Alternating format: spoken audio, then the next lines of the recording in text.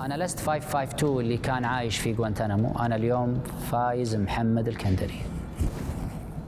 راح أقول لكم الحقيقة اللي أنا عشتها في غوانتنامو خلال 14 سنة.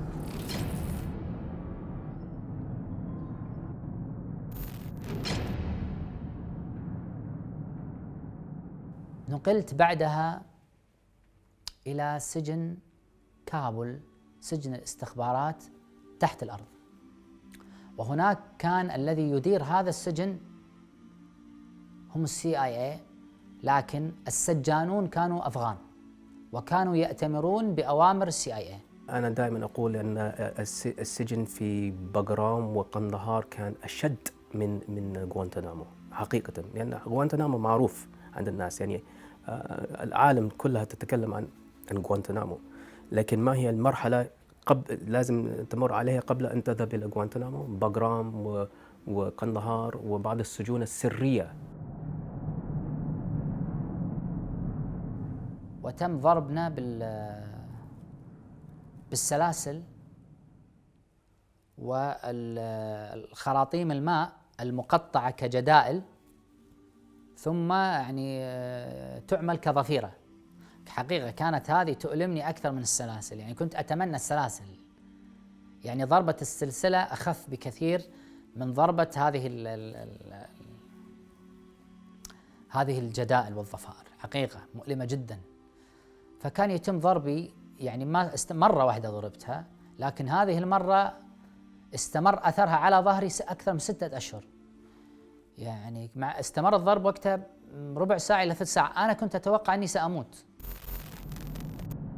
وردتنا معلومات عن طريق الأجهزة الأمنية الأمريكية بأن هناك 12 شخص كويتي معتقل في غوانتنامو.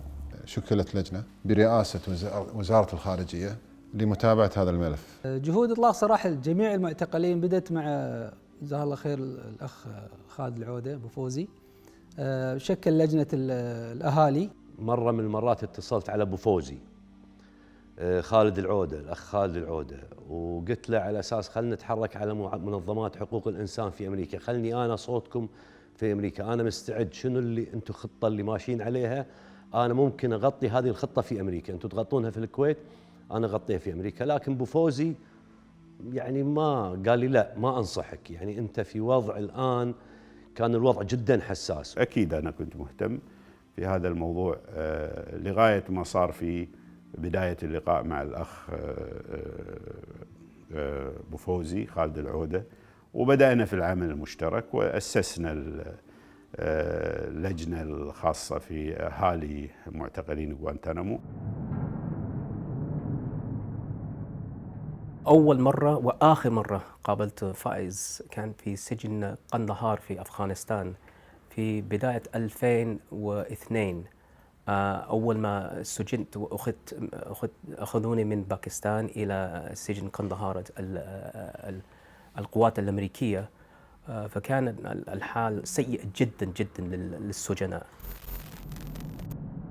أول ما وطأت أقدامي قندهار كان هناك ضرب شديد جدا، وأنا طبعا يعني حاطين على راسي غطاء ما أشوف ومقيد من الخلف ومن الرجل، فكان ضرب شديد جدا في كل مكان في جسمي، وينطلقون فيني بشكل كبير حتى وصلت مكان اكتشفت بعدين انه خيمة، ورموني على وجهي على هذه الخيمة، وقفز الجندي وضربني بركبته على ظهري، فشعرت بألم فظيع، يعني حتى ما قدرت أتنفس وقتها.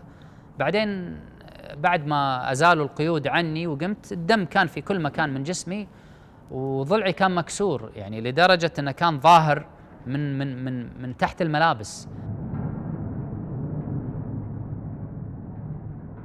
وأنا رأيت فائز هو كان في مشوار مع الحراس، كانوا يأخذونه من مكان إلى مكان، هو مر علي فوقف، وطبعا هو كان ممسوك بأيدي الحراس، وهم كانوا يريدون يجروه حتى ما يقف في مكانه، فنظر إليه وقال: الصبر جميل والفرج قريب، الفرج قريب.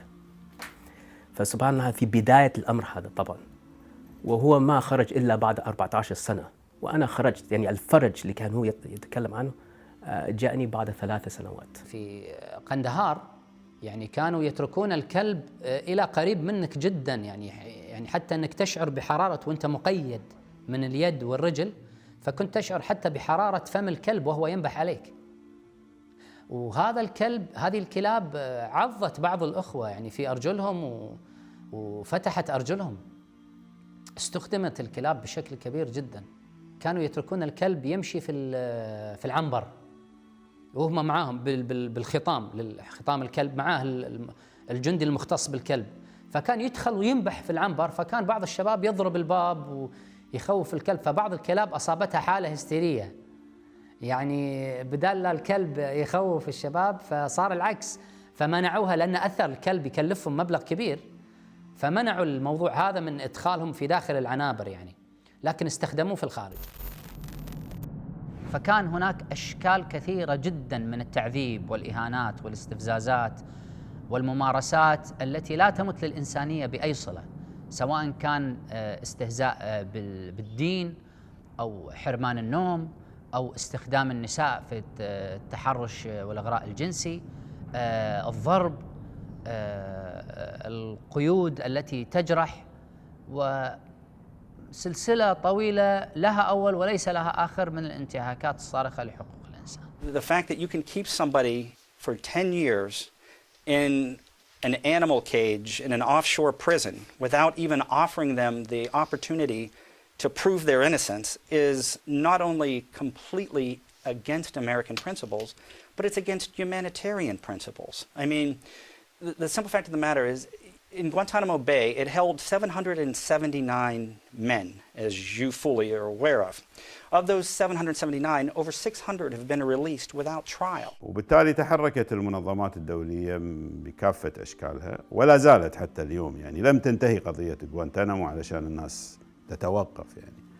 ونخص بالذكر على الأقل منظمة العفو الدولية ومنظمة الهيومن رايتس ووتش وغيرها، وبناء على ذلك الخبراء الدوليين شكلنا يعني لجنة خاصة لمتابعة الموضوع، كنا نقوم فيها بالضغط على الولايات المتحدة والتفاوض معهم. وفي الفترة طبعا الفترات تختلف، وأغلب المسؤولين الأمريكان كانوا يشعرون بهذا الضغط ولم يكن لديهم دفاع إطلاقا، يعني لا يوجد دفاع. أدت الاتصالات بين الجانب الكويتي والجانب الأمريكي إلى عقد العديد من الاجتماعات مع الجانب الأمريكي لمناقشة وضع ومصير الكويتيين المحتغلين في غوانتنامو.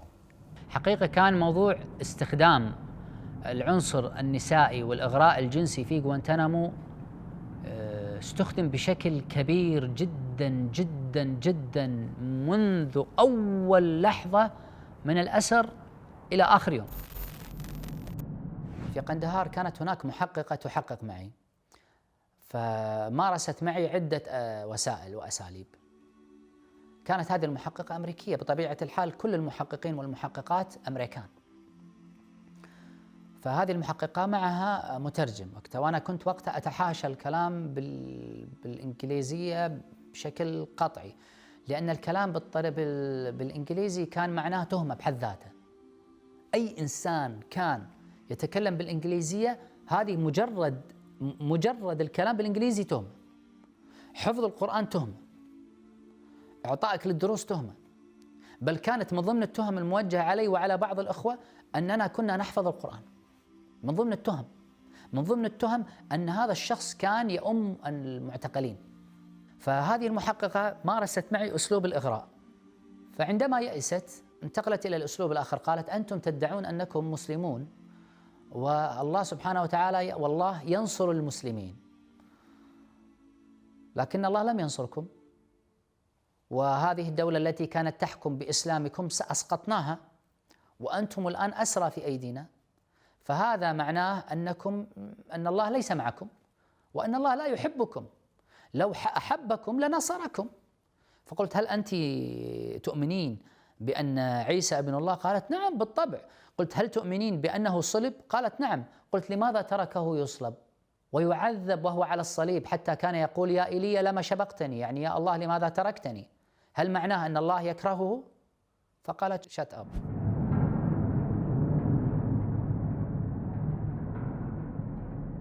هذا الإغراء الجنسي لماذا؟ ما هو السبب؟ الإدارة الأمريكية تريد أن تستغل هؤلاء الأسرى لمصالحها، تريد أن تصنع منهم جواسيس حتى بعد خروجهم من معتقل غوانتنامو، وفي داخل غوانتنامو كذلك يتجسسون على بعضهم البعض. الحجر أو الصخرة الصماء القوية التي تحول بينهم وبين هذا الهدف هو الإيمان. يجب أن تكسر هذه الصخرة، ولن يجدوا فأسا أفضل من النساء. يوم من الأيام وأنا راجع من التحقيق متعب جدا بعد تسهير تقريبا قريب من 5 أيام تسهير، رجعت إلى الخيمة وأنا منهك تماما، ويعني مغطى الرأس، مقيد اليدين من الخلف، مقيد الرجلين، والجنود يجرون بك حتى يعني تضرب رجلك بالقيود فتتألم، يعني نوع من أنواع التعذيب، حتى يدخلونك الخيمة، ثم بعد ذلك يرمونك على الأرض على التراب، وبقوة يعني يفكون القيود ويتركونك ويخرجون. أول ما فكوا القيود وأزالوا الغطاء عن رأسي بعد ما خرجوا من هذا قالوا لي قرب. قمت نفضت التراب من على جسدي وأنا فرح أن الحمد لله انتهت 5 أيام هذه الصعبة جدا علي. فجاءني الصليب الأحمر وقتها وقال لي عندك رسالة. فأعطاني الرسالة، وكان معظمها مشطوبة باللون الأسود إلا اللهم جملة صغيرة: قد أتاك بالعيون الدامعات في الليالي الساجيات، قد أتاك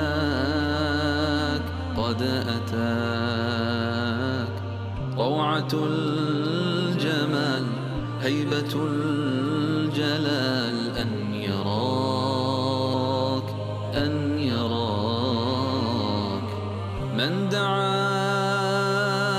من دعاك جاءت البشرى إليه بالعطايا في يديه، جاءت البشرى إليه بالعطايا في يديه.